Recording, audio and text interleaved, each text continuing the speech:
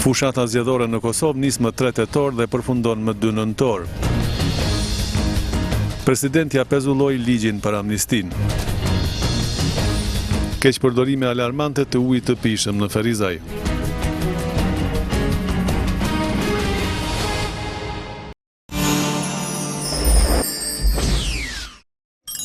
Buk si në shtëpinë tuaj. Orex, kënaqësia e gatimit.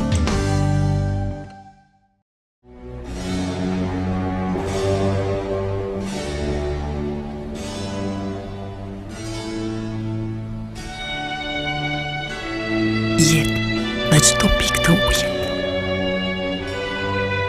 Uji lubeten.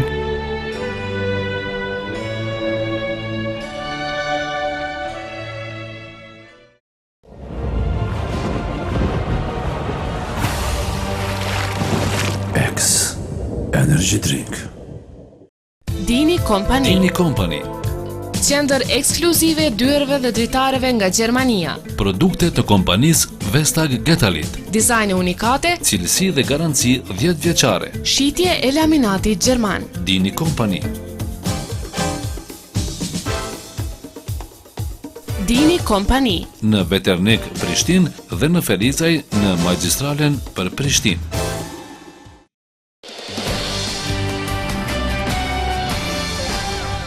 Komisioni Qendror Zgjedhor tashmë ka hartuar planin operacional për zgjedhjet lokale të 3 nëntorit në Kosovë. Sipas tij, fushata e zgjedhjeve lokale do të nisë më 3 tetor dhe do të përfundojë më 2 nëntor. Por kjo mund të ndryshohet në shtator kur pritet të dërgohet në Kuvend projekt ligji për reformën zgjedhore, i cili parasheh 15 ditë fushatë zgjedhore, aq sa dëshirojnë partitë parlamentare me përjashtim të vetëvendosjes.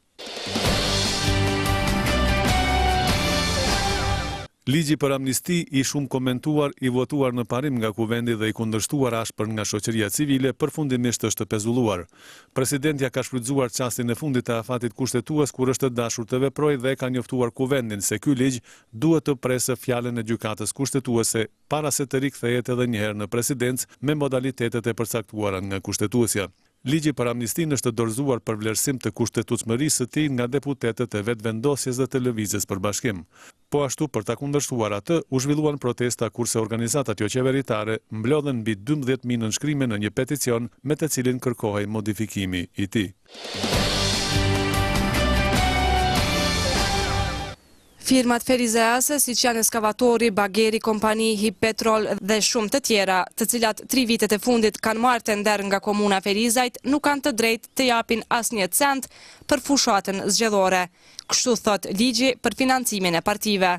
Ndryshimi i ligjit për financimin e partive politike e thot qartë në nenin e 6 se ndërmarrjet private, gjersa janë në marrëdhënie kontraktuale për ofrimin e mallrave dhe kryerjen e shërbimeve me institucionet e Republikës së Kosovës, nuk kanë të drejtë të jenë donator të fushatës së partive politike. Këtë ndryshim të ligjit, subjektet politike të Ferizajt e vlerësuan në mënyra të ndryshme. Ne kemi respektu këtë nen, do të të dhe më heret, ju e dini që në raportet financiare, cilat janë raporte publike, cilat i kemi dërzuar edhe në Komisionin Qendror Zgjedhor, do të thotë asnjëherë nuk kemi pas në një rast që një kompani e cila ka pas ose ka qenë implementuese ndonjë projekti në komunën e Ferizajt ka financuar Partinë Demokratike të Kosovës. Unë mendoj që shumë i mirë se ardhur për arsye se nëse një biznes e financon partinë politike dhe merr të ndera, domethënë është një konflikt shumë i madh interesit dhe sigurisht se projektet që do të kryen nuk do të kryen pas standardet që janë të parapona me kontratë. Kështu që ky ligj mendoj që është shumë i mirë se ardhur. Ne mirëpresim këtë vendim për arsye që kjo nuk e lejon keq menaxhimin në një komunë për arsye të mos përfitimit në anë të atyre që japin para dhe të ardhën nëpërmjet tenderave i kthejnë shumë fish të para dhe jo vetëm këta, por në të njëjtën kohë edhe pushtetarët marrin hise për kësaj fish përblimi që bëhet subjekte politike.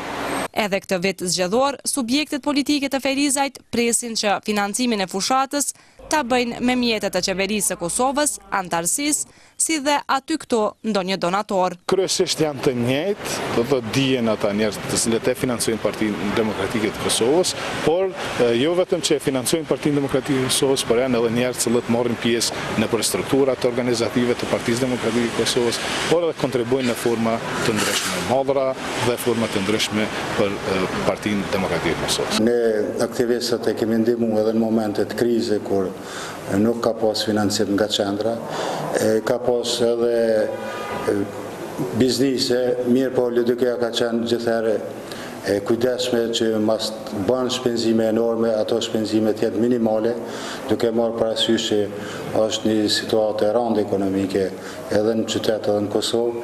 Ne kemi prej buxhetit Kosovës, prej deputetëve një pjesë dhe prej antarësisë. Donacionet akoma nuk kemi filluar kontaktet me donatorë, nuk janë afruar, por besojmë që me kalimin e kohës do të kemi mundësinë që shumë minimale. Ne edhe herën e kaluar gjatë zgjedhjeve kemi pas një shumë simbolike në krahasim me subjekte tjera. Mendojmë që edhe këtë vit nuk do të bazohemi shumë në mjetet financiare se sa do të kemi. Përveç firmave që kanë marrë tender nga komuna, financimin e partive nuk mund ta bëjnë as organizatat jo qeveritare, organizatat humanitare, organizatat fetare dhe organizatat sindikale.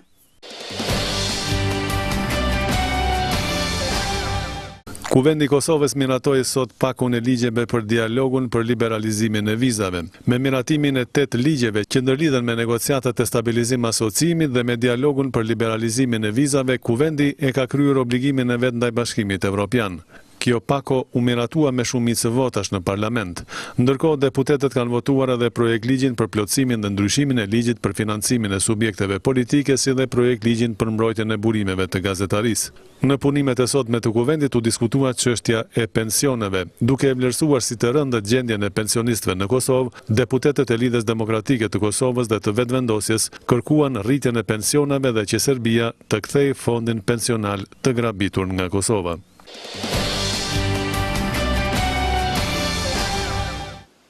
Për shkak të keqpërdorimeve të ujit, qytetarët e komunës së Ferizajt, të cilët jetojnë kryesisht në zonat e qytetit, po ballafaqohen me mungesë të ujit të pijshëm. Në fakt, qytetarët të cilët shpenzojnë për ujitje dhe për shërbime tjera ujin e ujësjellësit të qytetit, konsiderohen fajtor pse në qytet vrehet një shtypje më e vogël e ujit. Kështu njoftuan në kompaninë për ujësjellës e kanalizim bifurkacioni. Kompania pret nga komuna një urdhëresë për t'i ndëshkuar qytetarët të cilët e keqpërdorin ujin e pijshëm. Ne për çdo vit kemi pas nga një urdhër administrativ prej komunës për këtë ndërprerje. Këtë vit ende presim që komuna ta nxjerrë një urdhëresë me cilën do të parandalohen gjitha keqpërdorimet të ujit dhe aty parashihen edhe gjobat e ndryshme për shkak të keqpërdorimeve të ujit. Kush i bën ato gjoba inspektorat? Gjoba i bën komuna e cakton. Ato janë gjoba për keqpërdorim të ujit dhe për dëmet që mund shkakton uji në infrastrukturën rrugore.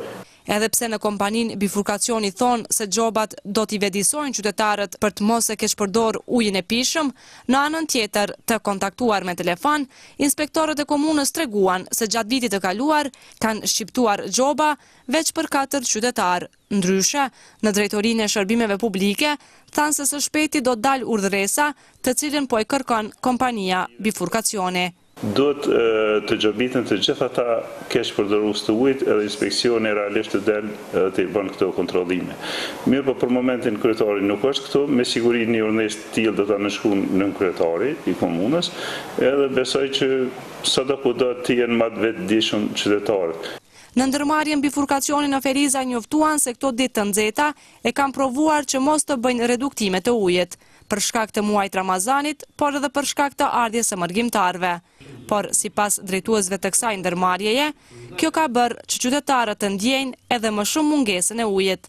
Për shkak të muajit të Ramazanit ne kemi qenë në mënyrë jo të obliguar, po kemi shprehë dëshirën që gjatë festës së Ramazanit, gjatë kohës së fyrit, të lëshojmë ujin për qytetarët e Ferizajit. Domthonë kemi lëshuar 3-4 orë ujin në qytet, kështu që nuk kemi arritur që gjatë natës të akumulojmë sasi të ujit për të mund të balansojmë shpenzimet gjatë ditës. Dhe kjo në mas ka ndikuar tek furnizimi i qytetarëve me ujë të pijës gjatë ditës. U bë e ditur se aktualisht nga fabrika e ujit në Pleshin po përpunohen 200 litra ujë në sekond, që sipas përfaqësuesve të bifurkacionit, këto litra janë të mjaftueshme për furnizim me ujë të gjithë qytetarëve të këtushëm, nëse nuk do të ndodhin keqpërdorimet. Në 6 muajt e parë të këtij viti, në qendrën e regjistrimit të bizneseve në Ferizaj, veprimtaritë biznesore i kanë legalizuar mbi 400 biznese të reja, përderisa ka pasur vetëm 47 kërkesa për shuarje të bizneseve. Autoritetet thanë se vitin e kaluar ishin regjistruar rreth 600 biznese të reja, ndërsa vetëm në gjysmën e parë të vitit 2013 janë regjistruar rreth 70% e këtij numri. Sipas tyre tashmë është kompletuar pakoja e qendrës së regjistrimit të bizneseve për të gjithë ata që aplikojnë për t'u pajisur me dokumente për legalizimin e tyre.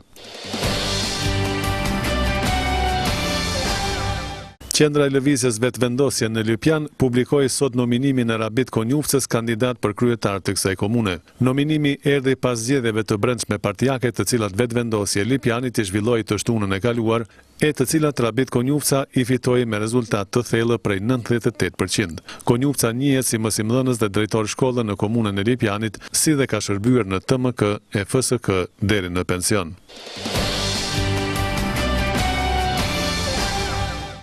Kryetari i komunës së Kaçanikut, Besim Ilazi, u takua sot me komandantin e stacionit policor të kësaj komune, kapiten Afrim Halili, për të diskutuar çështjen e dëmtimit gjithnjë më të madh të pyjeve në këtë komunë. Kryetari Ilazi shprehu shqetësimin e tij për këtë dukuri në rritje, ndërsa komandanti i policisë në Kaçanik u shpreh i gatshëm të bashkëpunojë me komunën dhe propozoi hartimin e një plani të veprimit të përbashkët. Në takim u diskutuan edhe çështje të tjera si dukuria e parkingjeve ilegale të parregullta, shpejtësia e lëvizjes në trafik, respektimi i orarit të punës së subjekteve afariste me theks të veçantë, respektimi i orarit të punës së banatoreve e të tjera.